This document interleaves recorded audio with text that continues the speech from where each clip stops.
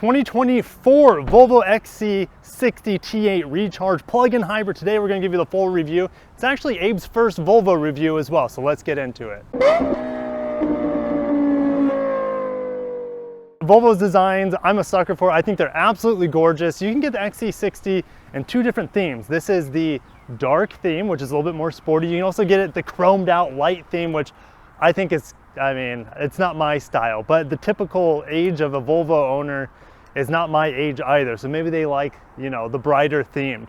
But they haven't changed much over the years. We still have the Thor's hammer daytime running lights, the very aggressive hood. Now this paint color I think is called, I have to look it up every time. Bright Dusk is this paint color. There's also a denim blue paint color, which looks pretty good, but you know, if I've ever seen a gold that I think is attractive, this might be the one, but I don't think I'd be getting it in this color. So let's come around to the side. You know, we have the blacked out accents up front, which look pretty good. These have the optional 22-inch wheels. They have gotten a little bit dirty going through the rainy puddles, but they are absolutely enormous. Now, typically when you think 22-inch wheels, you think it's on a massive body-on-frame truck or SUV. Here they actually still look, they don't look out of place. They actually make this vehicle look even better. This is the charge port. It takes me about 5 hours to charge when the battery's completely empty on my modest level 2. If you plug it into a normal plug-in at home, it's probably going to be around double that. Overnight, 12 hours to fill up the 18 kilowatt hour battery. And since we're talking about the battery, we'll get back to the exterior because I want to talk about the powertrain. And that's the star of the show here, the T8. Now, there are two different powertrains for the Volvo XC60, and their hoods lift so far up, I can't even, 6'1", I can't even reach. I have to come to the side and pull it down. But beautiful engine display here, and they have this soft pillow on top to reduce engine vibration and noises in the cabin. It is extremely quiet even when the engine's running, as we'll find out in a little bit. Now the base setup has around 250 horsepower, if I remember correctly. That takes this engine, they detune it a little bit, around 250 horsepower. They put it with a mild hybrid setup, it gets around 25 miles per gallon. This with the T8 gives us the same engine. They overboost to give us 312 horsepower from this, but they also use an electric motor to power the rear wheels to give us all-wheel drive, a total of 455 horsepower and 523 pound-feet of torque. It is an absolute rocket, and I'm still getting, after my EV range is all used up, I'm still getting 26 miles per gallon. Speaking of EV range, Volvo says this is only at 36 miles, and flat, warm, moderate climate Florida this time of year, I got 43 miles without having to run, you know, the AC too much. So best case scenario is probably 43. Realistic, you're probably going to be in the mid 30s, but still very impressed with this powertrain overall. It's one of my favorite powertrains. I think it blends perfectly, like muscle car performance, quietness from an electric car, and still getting amazing efficiency and smoothness at the same time. And it's absolutely worth spending the extra money for this plug-in hybrid powertrain. I'll go ahead and play 0 to 60 for you guys. I got a nighttime one with wet conditions, as well as a daytime one I did a year or two ago with the same powertrain and same vehicle. XC60 T8 Recharge 0 to 60s. Now, the streets are pretty wet at this point in time, so don't expect amazing times. So just keep in mind that I put it in the power mode. You know, we're gonna torque brake. Yeah.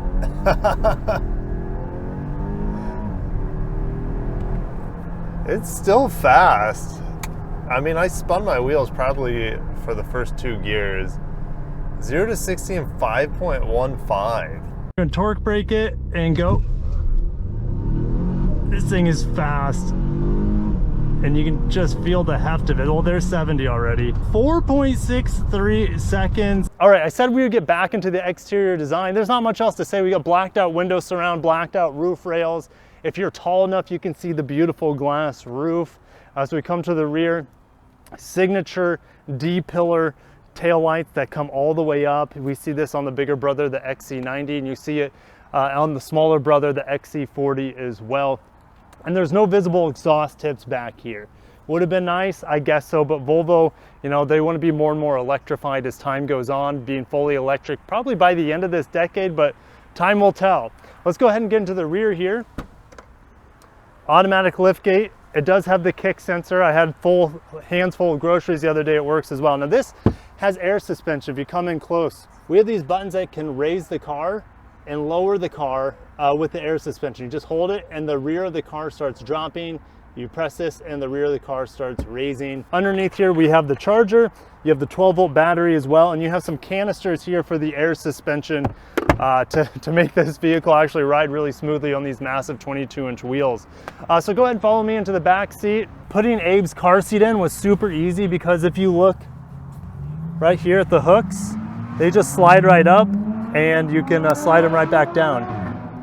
That sounded like a Ferrari, to be honest. The Ferrari, we're right next to the Ferrari dealership. A nice speaker here of the Bowers & Wilkins, just sounds amazing in here.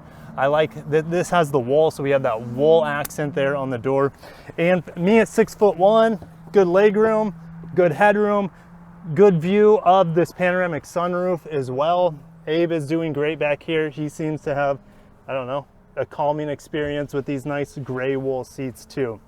USB in the back, a little bit of a hump here. This is actually where that 18.8 kilowatt hour battery resides. Heated outboard seats on this T8 Ultimate. You know, I think there are 4 different trim levels of the plug-in hybrid, ranging from 60,000 or about 50, yeah, 60,000 all the way to almost 75, 76,000 for the Ultimate version. All right, on the inside of the XC60, we have lots of nice accents here, and that's what you expect for such an expensive vehicle. We have this accordion wood cover that, you know, I typically have this open so I have access to my cup holders, and there's not a lot of storage in here.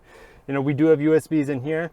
For USB-C, we could plug your phone in and get Apple CarPlay, but it does not have Android Auto, and that is a bummer. Now, this screen does give us Google built-in, so it kind of has Android Auto inside, but it's not quite the same. I don't have access to the same apps. Abe's getting a little fussy, so we need to get on the road to try to have this soothing experience in the Volvo to calm him down and get him to sleep. I think he's ready for a nap, Cass? Yeah, I think so. Okay. All right, so back to the interior. I have a head-up display. I have a beautiful 12-inch screen behind the steering wheel where I can actually put up my maps. So I can have my radio going over here, my 80s on 8. And then I can have, you know, my Google put in maps here, and also my directions show up on the head-up display, which is quite fantastic. Since I have wool seats, I don't have ventilated seats in this particular model, but you can get them on the leather and leatherette seats, of course. I love having volume knob here, and we're gonna get into the power a little bit. Not too much. I don't want to make the passengers in the back sick.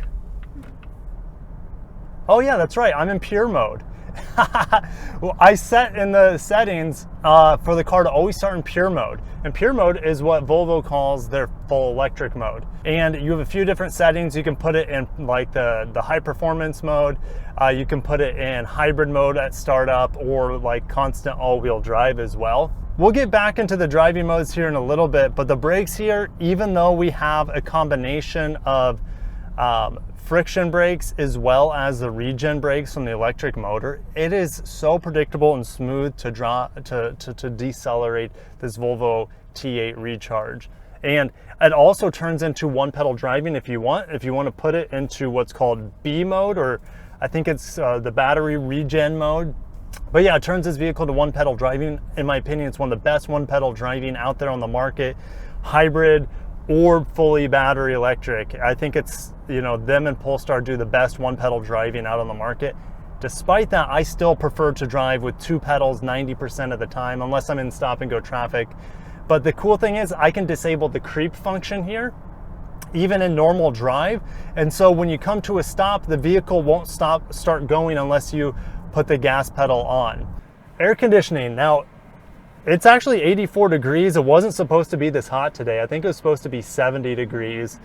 And with the glass roof, it does get warm in here. I have the shade open.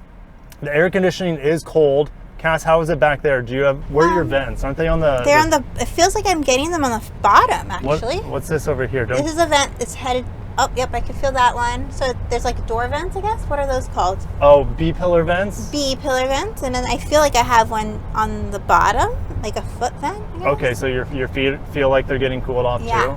That's good. I don't feel anything from above. No, just on the side here, right? Yeah. And there's no vents in the middle, right? No. Yeah. I mean, it feels adequate enough. It's a smaller car. Okay. Or whatever, SUV. Yeah. Safety features in here, I feel like aren't good enough for the price of the vehicle. I think the radar cruise control works really well, and I think the lane keep works extremely well only when on the highway. When you're in like town and you put on like radar cruise control at lower speeds, the steering assist is a little too intrusive, and it's had me push me too aggressively, so I don't actually like it. Luckily, see, like I just turned it on, I literally turned it on and immediately shoved me to the right very aggressively. So I don't like it at low speeds. I picked my parents up from the airport, so I had to do a lot of highway driving, and it was great for that. But outside of that, it's pretty much useless. So I think Volvo could really improve upon that at lower speeds with their lane keep assist and lane tracing. The Bowers & Wilkins sound system here is A+. It's not the loudest system, but the quality of the sound is really, really impressive from low to high. We still have the crystal shifter here that's, you know, made in Sweden. All right, so back to the drive modes. I said I'd get back to them. I'm in pure mode. Again, that's fully electric. It is super smooth, very pleasant, and enough to just keep up with traffic. Pedal down, and you get initial torque, but you're not really accelerating hardly anywhere after about 50 miles an hour. To get it out of pure mode, default, right, I have to go through the settings. So it is kind of not the most convenient. I wish there was a dedicated button to get me into different drive modes, but there's hybrid mode. And I love hybrid mode too, because you can essentially drive it in pure mode while you want, because it lets you know if you pass a certain throttle application on the little power meter here, it will engage the gasoline engine. So I love that feature as well, and it's really satisfying. Once you run out of electric juice, you can kind of play the game a little bit to maximize your fuel economy, because that little droplet on the meter is letting you know, you know, when the gasoline engine's going to kick on. So pedal down. It takes a bit for the gasoline engine to downshift and go, but at least you get that initial response. But I'm going to put it in power mode because I feel like the application of the power is a lot more intense. And handling here is quite good. There it is. It's just, it's crazy that this vehicle can do 0 to 60 in 4.5 seconds because it's so smooth. The shifts are smooth, the engine's quiet. Even though the engine does sound good, it's just kind of like this silent, refined rocket ship of power.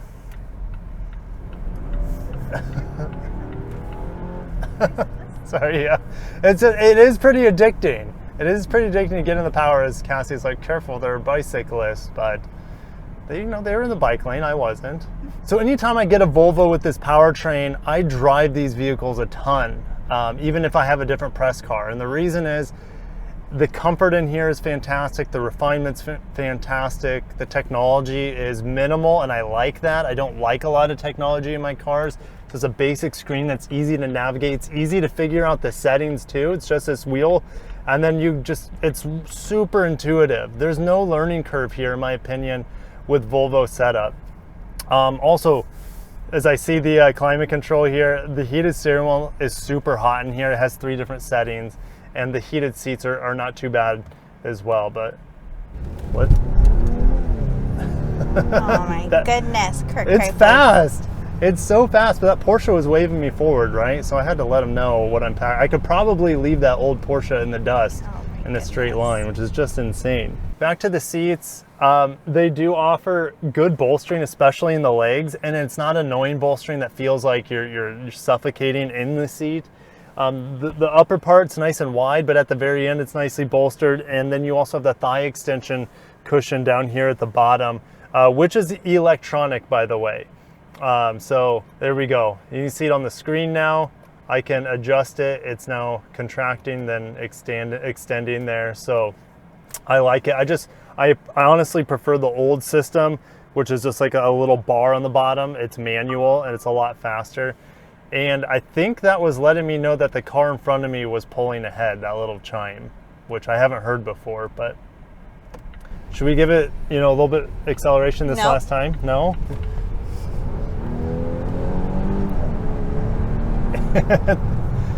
It's definitely not a performance transmission. It accelerates super well from like a stop. If the transmission's in first gear, it's ready to go. But if you're just cruising and you put your pedal down, there's a long wait for that 8-speed auto to downshift and to start to push you forward. You get that initial response from the electric motor, but it's not enough to really accelerate this vehicle. So it's not absolutely perfect. I wish the transmission was a little bit snappier, but honestly, it does pretty much everything I want it to, from an efficiency standpoint, from not having to go to the gas station hardly ever if you're able to charge up at home and get 40 miles of range. And then you always have that 455 total horsepower on tap to let your inner hooligan out, or if you just need to pass someone on the interstate, you have plenty of power for that. And it does it in such a smooth and refined way that it just is never going to get old. So speaking of old, this vehicle is getting up there, as well as most of Volvo's vehicles at this point. Their designs, though, don't look old. They still have lasted the test of time. Their interiors, I feel like, can maybe use some sprucing up. Maybe the screen can be a little bit bigger without like these big chunky bezels. But you know, there's not a lot for me to complain about here. Comfort's good. How's the comfort in the backseat for you, Cass? It's great. I love it. Yeah, it's nice. It's soft, but it's firm. Yep, supportive at the same time. So, yeah, I mean, I could definitely see us owning Volvos later in our life, but there are really good deals to be found right now with the Recharge. I found some base models for like 10 grand under MSRP, which is just unreal. I think they're leftover 2023 models, and I think they're roughly identical from 23 to 24, and I think that's an absolute steal. I would be happy to get this with the core trim. Yes, I would give up some of the more expensive features like that radar cruise control. I would give up, I think, the 360 camera, which is really nice in here. But honestly, I could live without that because I could get this powertrain for a really cheap price in the core model, and that's what I really, really love about this vehicle. Yes, I do like the wool seats, but I could live without them. And also, just for a little bit more money, you could get the XC90 Recharge, which is going to give you a third row, a little bit taller riding position if you're into that. So it's good to have options within the Volvo lineup. This powertrain, like I said, is hard to beat even amongst its competition out there. But I'll see you guys in the comments below on your thoughts on the Volvo T8 Recharge XC60. We absolutely adore these things when we have them. I love them for all of our family activities that don't require all of our kids, right? Because even in the XC90, Cass, like, we couldn't, it was just, there's so little space and it's very cramped. Right. Even though it can sit like 6 or 7 people, but it's a little too cramped. It's pretty cramped. But anyways, we're gonna end it there. Thanks, Cass, for coming along. Yeah, thanks for having me. And thanks, Abe, for being so good and quiet. And thanks, Volvo, for putting him to sleep. And we'll catch you guys in the next one. Peace.